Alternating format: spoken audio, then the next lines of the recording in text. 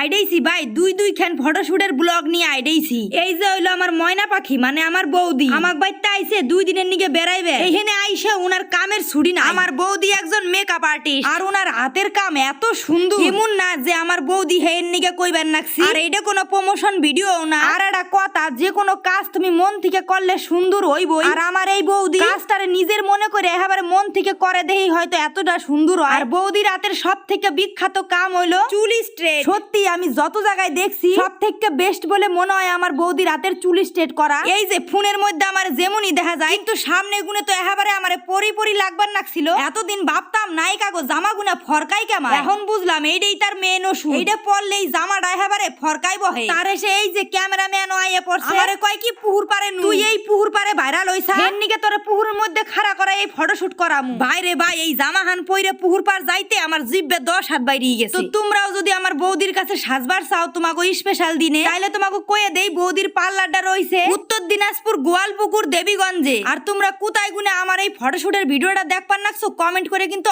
অবশ্যই জানাইও।